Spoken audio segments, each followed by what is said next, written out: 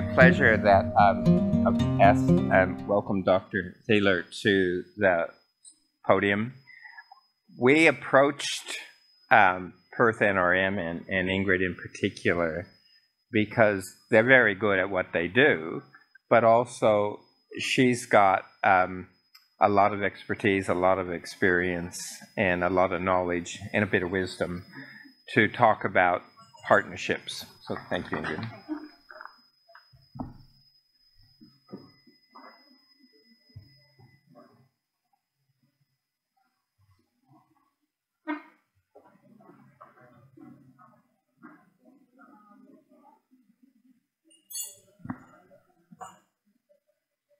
I'll just put my clock on. So I've got some idea of if I'm going over time or not. Yeah, no, I want to have a better idea than that, thanks. So Kaya, I'd like to begin my presentation by acknowledging the traditional custodians, the Whadjuk Noongar people, on whose land we are meeting today, and elders past and present. We acknowledge and recognise their continuing culture and the contribution that they make to the life of this city and our region. I feel privileged to have been invited to talk with you today about partnerships and their role in conservation and engagement.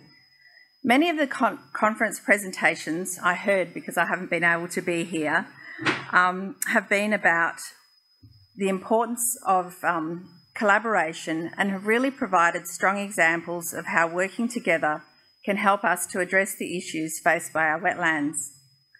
By making a commitment to reconciliation, showing strong leadership in our work, adopting sustainability principles across all levels of projects, and engaging in equitable partnerships, we can help to prevent, stop, and reverse the global decline of wetlands. During my presentation, I will give you a short overview of Perth NRM, describe recognised aspects of a successful partnership, and give 3 partnership examples. Finally, I'll present a program that Perth NRM is embarking upon with the aim of increasing the effectiveness of the work that our sector does. I hope that it will provide an opportunity for you to consider your collaborations and how you may enhance the partnerships you work on. In the presentation, you'll notice many wetlands and waterways in the slides, and I hope that you see places that are important and familiar to you. Lastly, because it's Thursday afternoon, the second day of a conference, it's hot outside and you've all just come back from lunch. To stop you from falling asleep, we've included an interactive component to this presentation. So if you've got a phone or another device with you, you'll be welcome to participate in the Mentimeter survey. And when we get up to that, I'll provide some more details. So to begin, to talk about Perth NRM, what are we? Who are we? We're one of 54 natural resource management organisations across Australia. And since being formed nearly 25 years ago, we have worked in partnership across the Perth Region, which many of you will also know as the Swan Region, to deliver projects. Last year, we adopted a new strategic plan and a business plan with a clear vision and a purpose for the Perth region. So our new vision is we live in a thriving natural ecosystems with sustainable food production. And the purpose has become empowering people to positive ecological impact. We recognise that partnerships across our environmental and sustainable agricultural programs are critical to achieving our vision and purpose.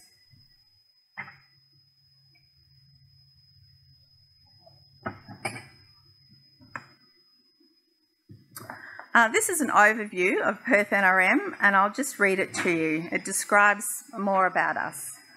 Perth NRM works with industry, community, and all levels of government to create meaningful activities and environments that will ensure future generations can enjoy the natural resources that make our region special. We have successfully run and supported agricultural, coast care and land care programs for decades, and are deeply committed to the environmental, social, cultural and economic well-being of our region and state.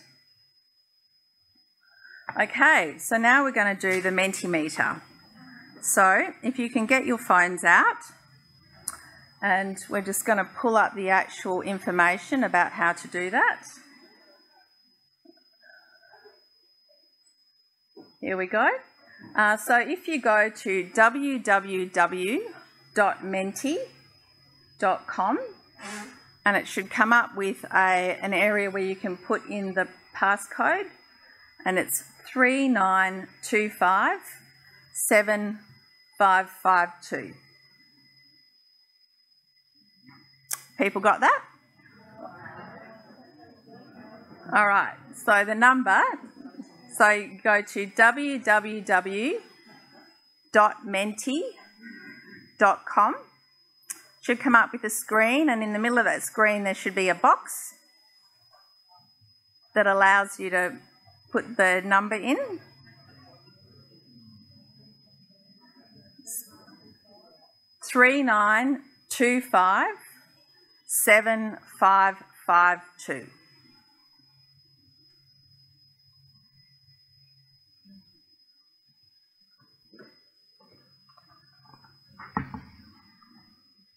Okay, so I think most people will have that. So if we go to the next slide, this is just a tester.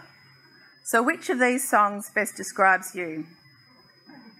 Is it Living on a Prayer by Bon Jovi, The Final Countdown by Europe, If I Could Turn Back Time, which is me, The Message by Grandmaster, Blush, and Born to be Wild by Stefan Wolf? So I'll give you a little bit longer.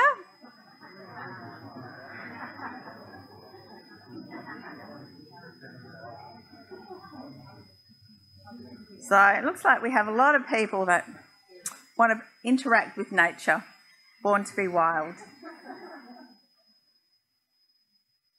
All right, I think that's about it. So there's about 83 people now that have participated. So we'll go to the next question.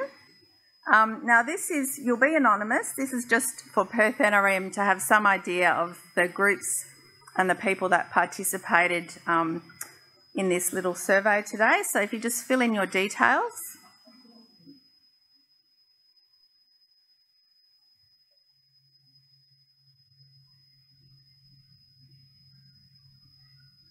So we're about halfway there.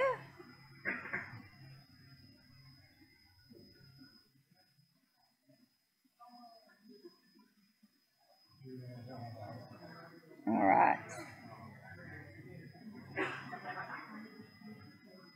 Excellent. There's about 5 more people to go. All right. I think that's everyone pretty much. So we'll go to the next question. So this is really now capturing how you feel about things. So before I start to tell you about what partnerships are, what is it that you value most in working collaboratively with other people or groups? And this, you'll see, will come up on the screen and scroll through if it's working. There we go. So synergy, respect, sharing ideas, different perspectives, knowledge sharing, quite a bit of that, different perspectives, different experiences, sharing knowledge, getting a broader vision. Now you can put in more than one if you want to. And what we'll do with these is we'll make them available to the Wetlands Centre, and if they want to send them out with the other information about the conference, we should be able to do that. So, I let you put one? Okay. So lots of people find that working with other people, they get to hear and see what other people do and how they do it. Communication, diversity of ideas, getting stuff done, that's a good one. Sharing the load. Okay, so we're nearly there. So I'll leave that open in terms of we won't go to the next question if you're one of the last couple people, but we can move on to the next slide for the presentation. All right. So, why at Perth NRM are we interested in partnerships? Well, they're critical to the work that we do as they enable us to assist community volunteers to improve the on-ground environmental work that they do. In government speak, their natural resource management outcomes. Our strong relationships mean that we can assist local government staff in helping, directing and guiding volunteer contributions in NRM through programs like our community capacity assessment and capacity building workshops. Together, this means that we can facilitate better outcomes for the Perth Region's natural environments and sustainable agriculture programs. As I considered this presentation, I investigated literature about partnerships, and it became apparent that while we at Perth NRM work well with many different organisations to deliver successful programs like the Regional Land Partnerships, which are part of the National Landcare Program, or the Swan Alcoa Landcare Program, or SALP as some of you will know it, which is soon to be 25 years old, or the relatively newly formed Region WA with the sustainable agriculture sector, there are opportunities to increase the effectiveness of these partnerships. Now, many of you will be aware of the different types of partnerships, and most of us will have come across formalised business partnerships sometime in our life.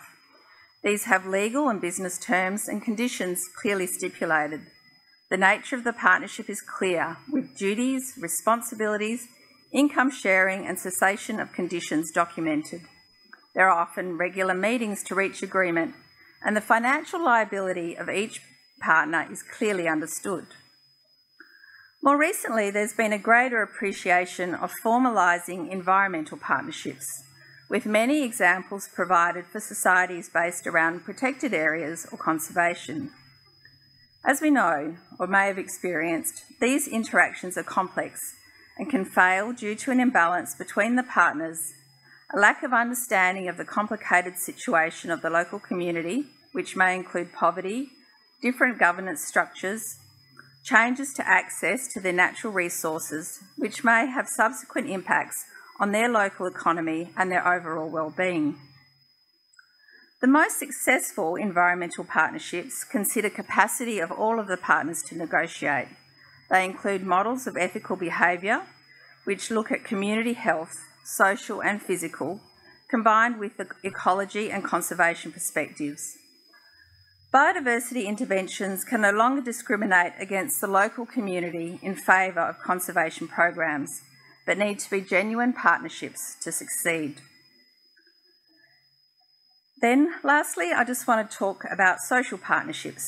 These are another form of partnership, and in looking at it, I feel they could be easily applied to situations in the urban and peri-urban and regional communities. They provide an opportunity for people and agencies to come together and are a good tool for addressing issues that are often too single for any one organisation to tackle. They can support public education, behaviour change, and provide a chance for capacity building, thereby lending themselves to the altered landscapes of our cities and our towns, and in particular of our wetlands and waterways. These partnerships allow for innovation with involvement of the public and private sector together with us, civil society. And some of you may have realised too that many of our grant programs loosely fit this model.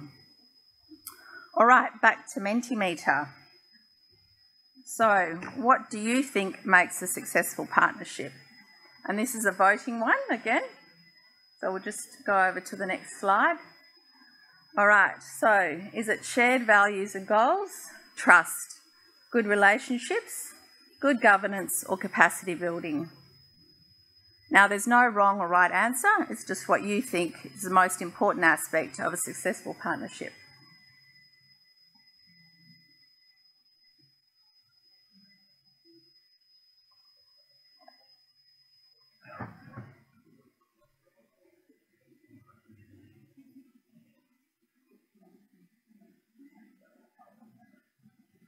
All right, we're nearly there. So it looks like most people feel like shared values and goals is leading, along with trust and good relationships. So good governance really doesn't rate, and maybe that's a problem. And capacity building is something that's missing as well. All right, so I think that's pretty much everyone. And now the next question is a free one again. So you can tell me what you think makes a successful partnership.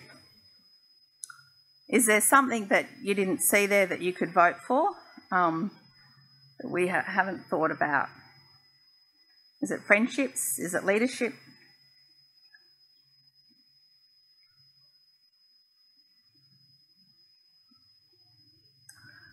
So yeah, so lots of people think communication is important. Transparency, which I suppose aligns with governance. Willingness to be on the journey together. Having clear outcomes.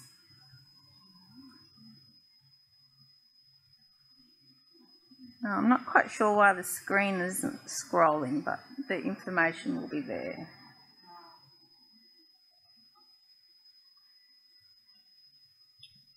There we go. Adequate resources, respect, similar goals. Willing to compromise, that's a really good one. All right, I think that's everyone that's participating. So we'll move on to the next slide.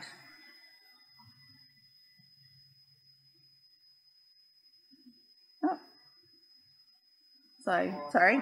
Yep, no, back to my presentation. Yeah, thank you.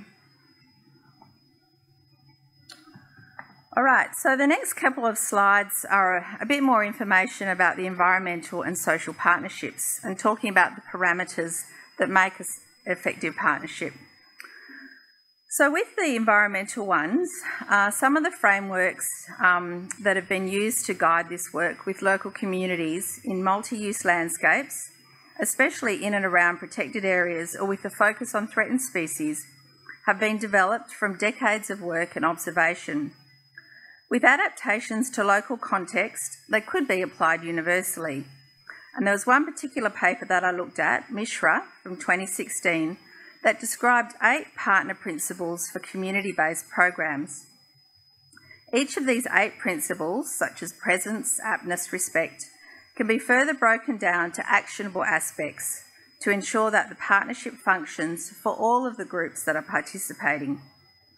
So I'll give you a little bit more information. So for example, presence incorporates the principles of relationship and trust.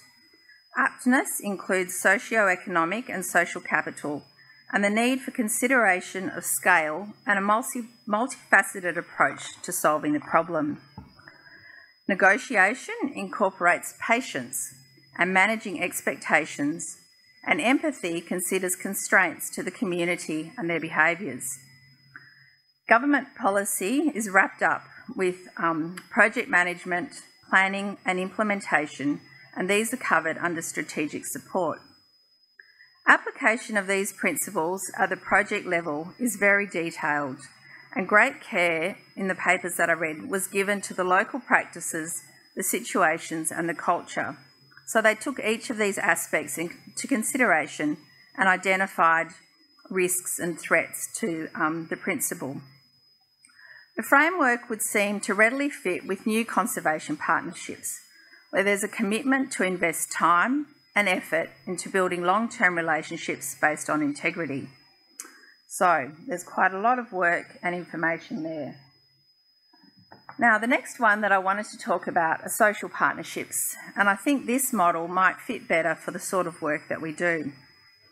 It appears to have capacity to be retrofitted to current collaborative programs with an environmental and/or social focus, and has characteristics of being both practical and sensitive to local needs.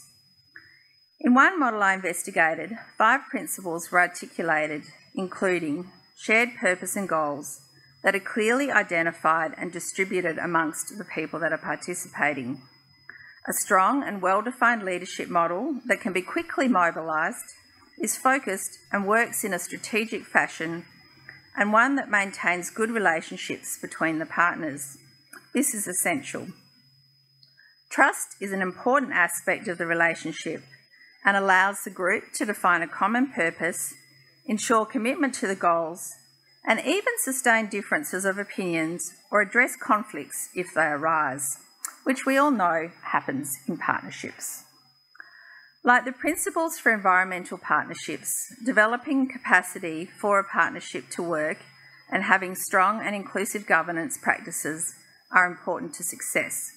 There's that word, capacity. Is it something that is more important than we think it is?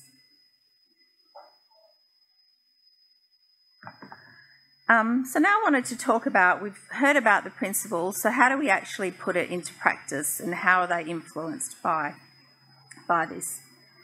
Implementing the partnership principles takes time and a full awareness of the barriers and blocks to your project or program. Several common threads were apparent in the literature, and I've listed these. Highly intricate projects, whether they're an environmental issue, a community perspective, or have other facets, will affect the implementation.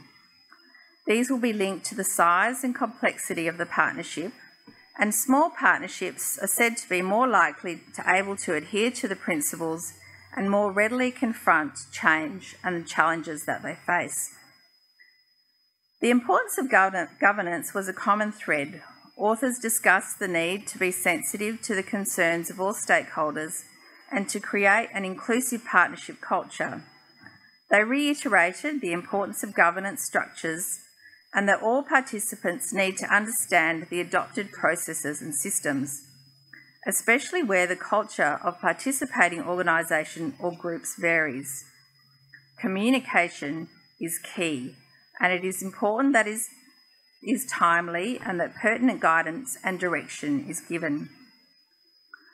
Finally, the benefit of having team members that are formally trained in community engagement was highlighted, and a real need to comprehensively appreciate the issues that can threaten a partnership. What are these? Is there sufficient funding? Is the project sensitive to local needs? And is there actually adequate time to develop and implement the partnership? There isn't time for me to talk about it, but I think one of the things we need to think about is the role of funding bodies in helping to facilitate effective partnerships. How do they ensure that we work together well and that our on-ground environmental action is both effective and efficient? Okay, so into the nuts and bolts of some actual examples. In the next part of my presentation, I'll give you 3 examples of partnership. They vary in age, complexity, and purpose, but I found that they displayed many of the principles that were discussed in the literature. In some instances, this would have been by design. In other cases, it probably came about through the experience of the proponents or organisational structures, but it might also have been a process of trial and error. My first example is Parks Victoria's Research Partners Program, and it's been running for just over 20 years at Parks Victoria. It was one of the first large projects that I worked on and has stood the test of time, I'm very proud to say. The program was developed after an audit of the organisation's expenditure on research and an analysis of the usefulness of the work that was being undertaken. The review found that a better research mechanism was needed, and so a collaborative partnership between Parks Victoria, university and research institutions was initiated. This new program developed a clear purpose to improve park management and ecological understanding through applied research. The program has doubled in size, and today 20 partners work with corporate staff, regional park managers, rangers and friends of or conservation groups to deliver the cross-disciplinary research and integrate it with park management. Well, what does it mean? How have they put their principles into practice? I'm hoping that you can see the connection that I've made with these examples to what I talked about at the beginning of my presentation. For this particular program, the participants have a shared purpose and work together to improve knowledge and guide statewide and local scale management decisions for Victoria's parks and reserve system. A strong commitment to collaboration from the inception of a project through to its completion has supported good relationships and facilitated a culture of trust.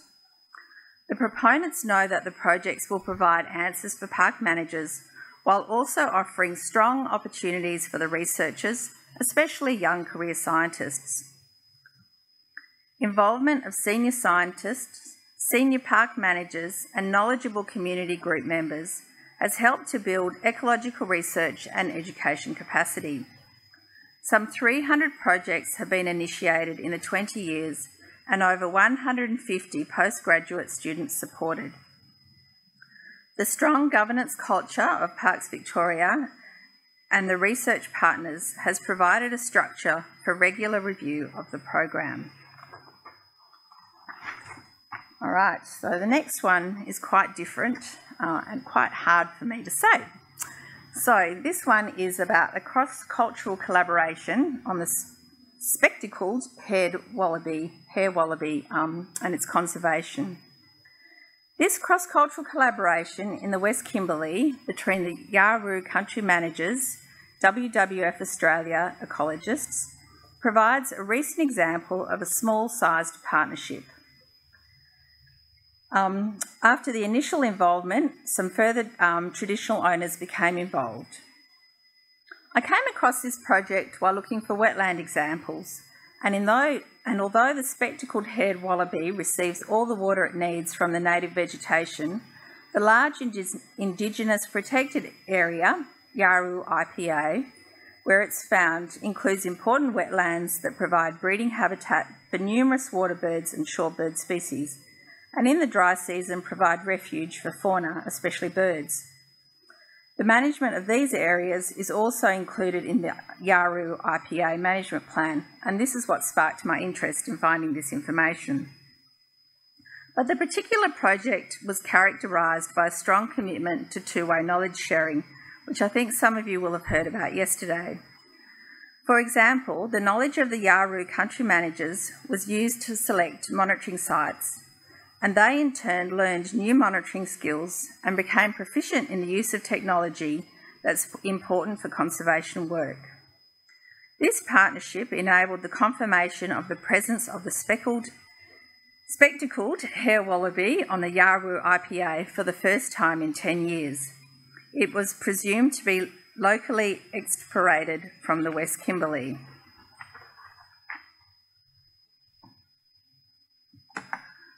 So, again, putting the principles into practice, what did I find?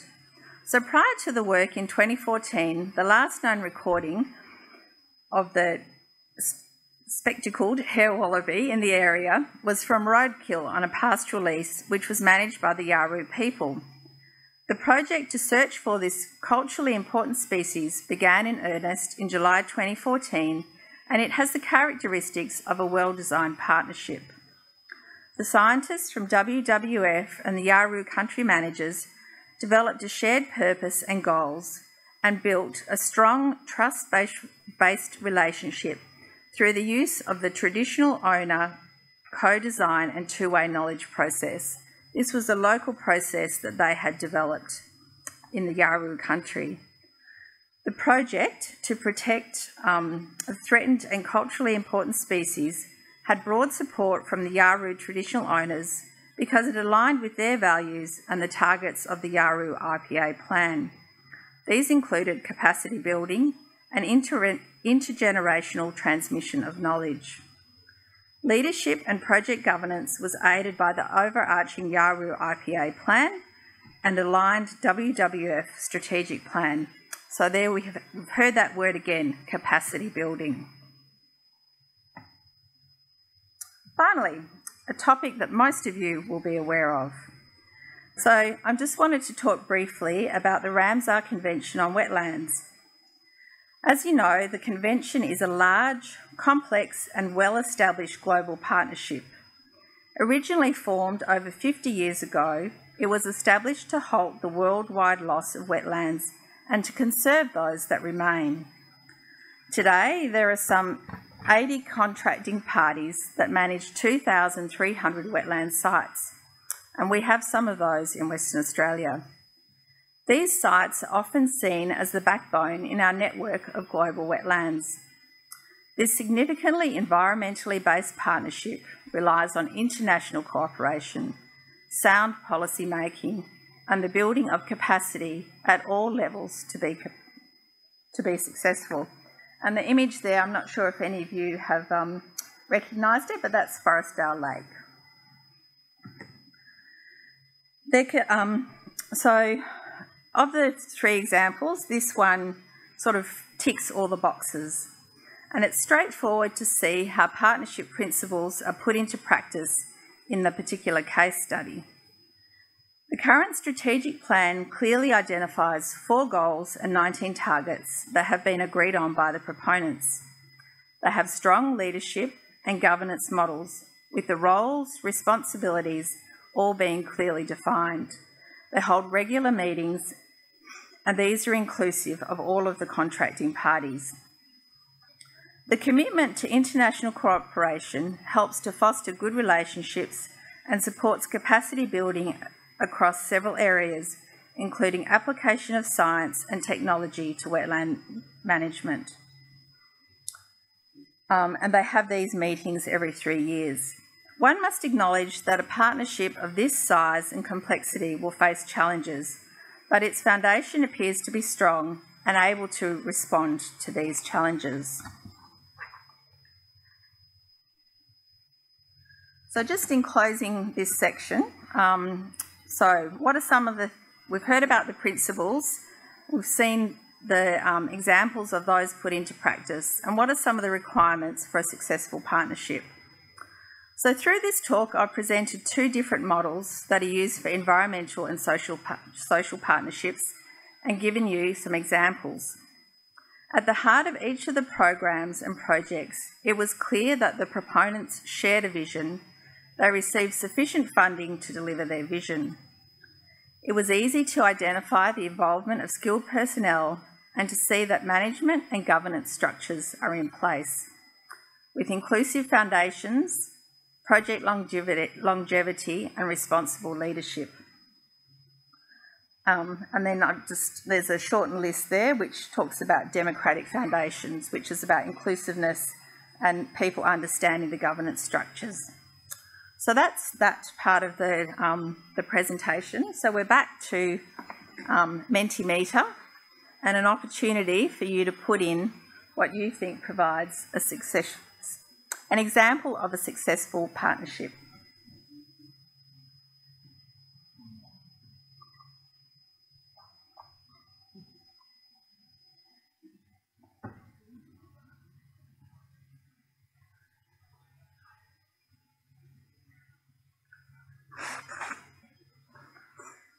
So yeah, that's one that I had thought about, was the Cockburn Wetlands Centre together with the City of Cockburn. It's nice to see that came up. The work between Peel Harvey Catchment Council and Murdoch Uni, turtle trackers.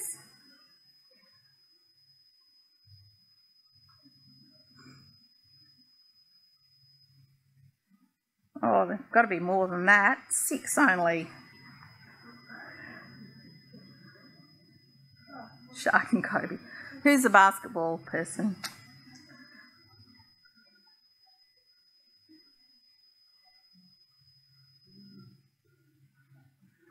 Okay, it's a bit sad. Something might happen to me. I plugged all in, pressed the button, but it turned out it was the last slide. Oh, okay. All right. If you want to try again, so it should be open.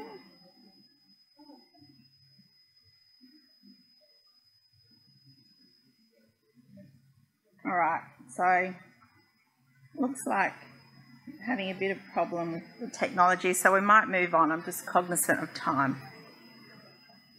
All right, so we'll go back to the presentation. Here we go, they've come up. So Hayfield Wetlands Committee in Victoria, here DBCA. We've got lots of sports fans here. Rehabilitating Row 8 and the community, that's a really great one.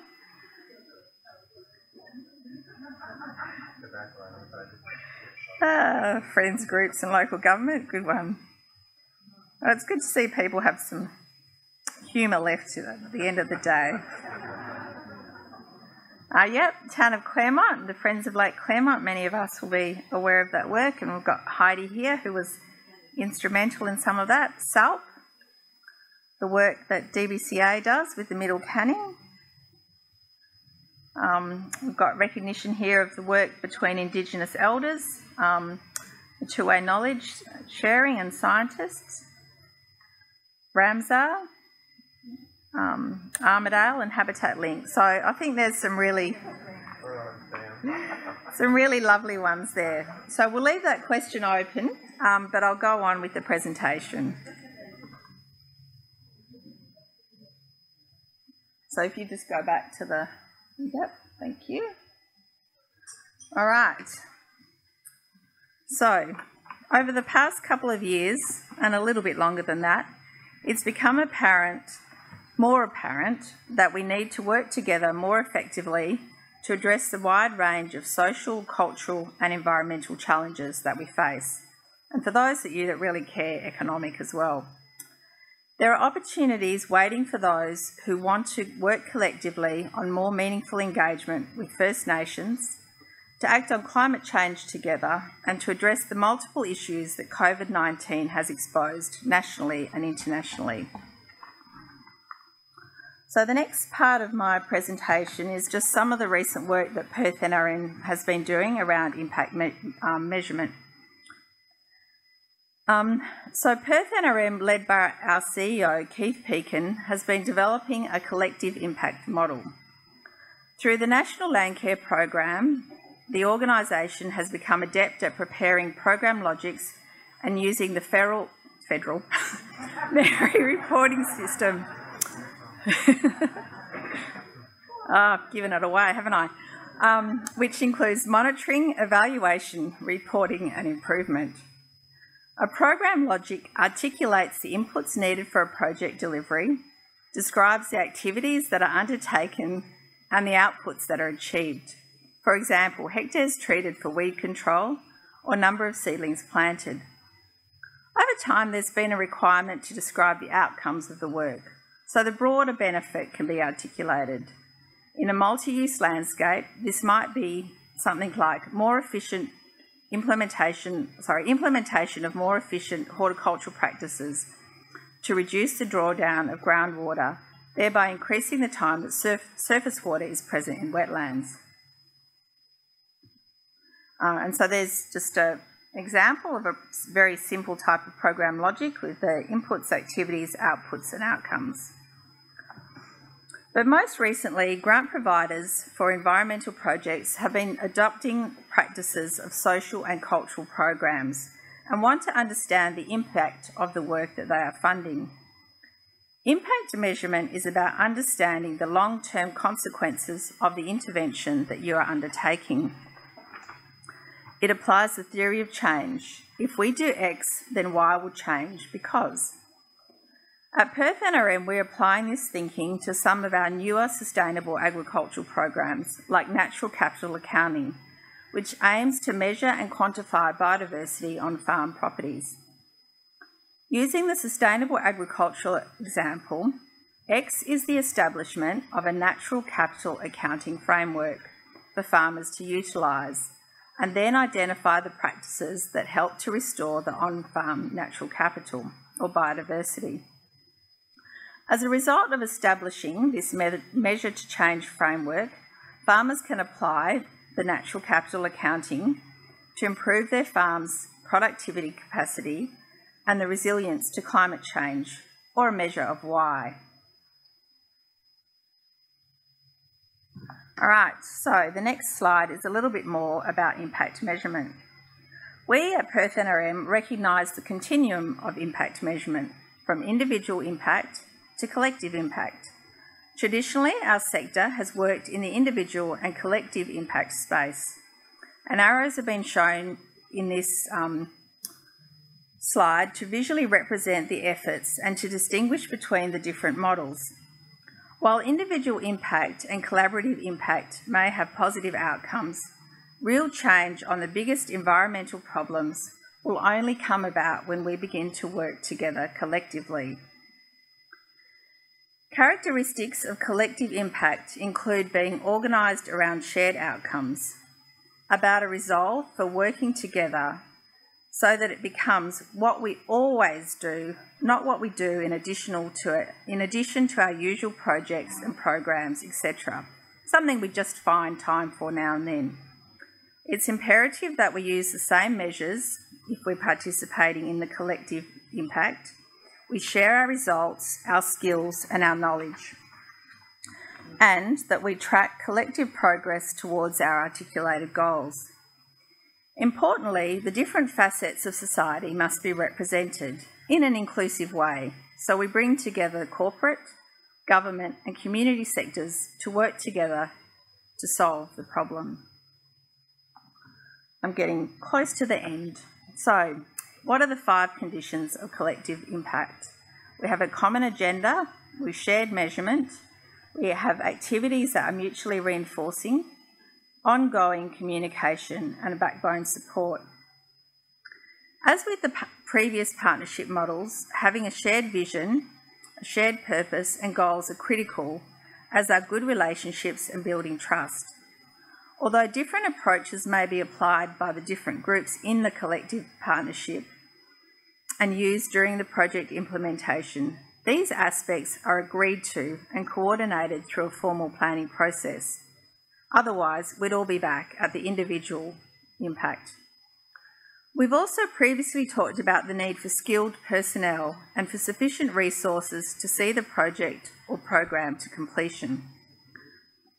Collecting data and measuring results can be considered part of the management and governance of the collective impact partnership. Evaluation should be conducted in a systematic way and improvements made as required. All right, so you've heard a lot of information this afternoon about partnerships. Let's see if any of you are willing to put in a bit more work around capacity building and governance. So we're going to bring up the last slide of the Mentimeter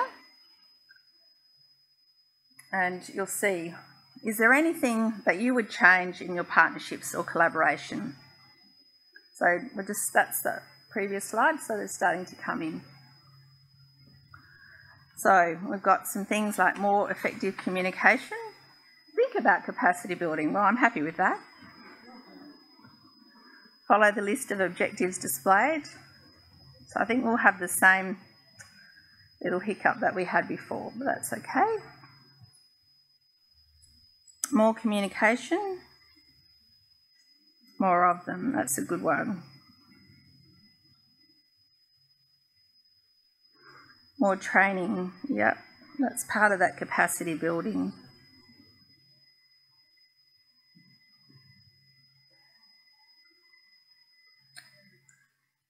All right, funding,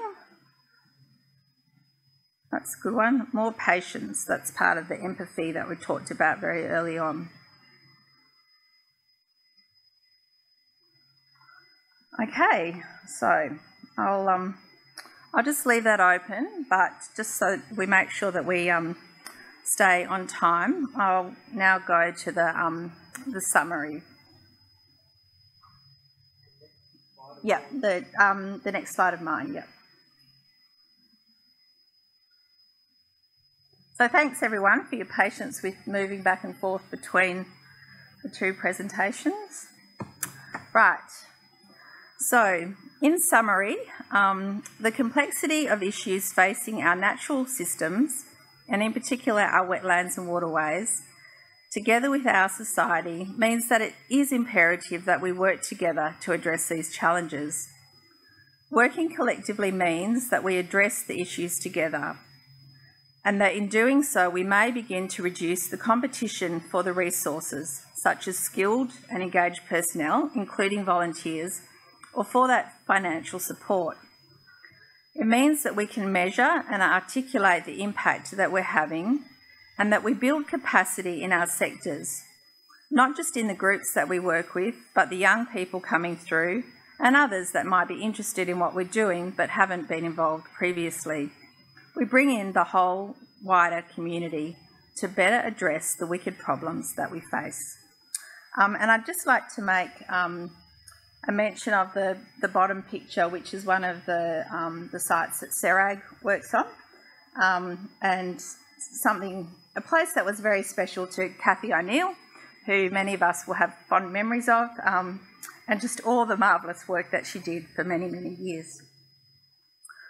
All right, so I've almost come to an end. So what I'll do is that if you can just, put up the last Mentimeter slide, which just gives people an opportunity to vote, to tell us whether you liked this process or not.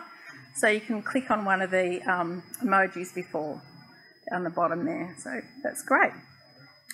Yeah, and what did we get out of Mentimeter?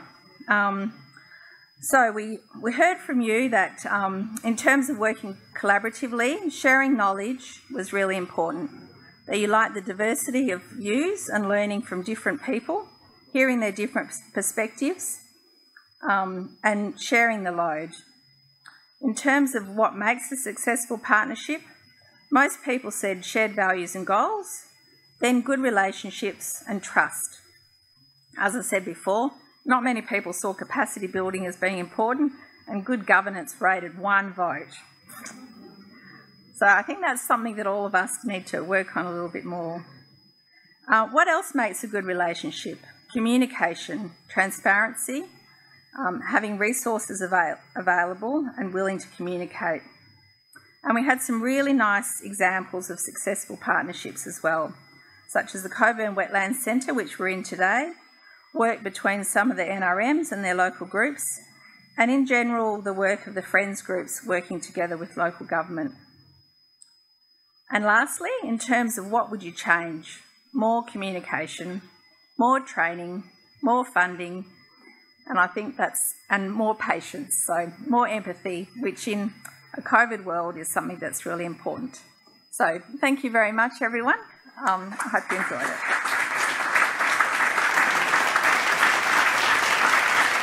it.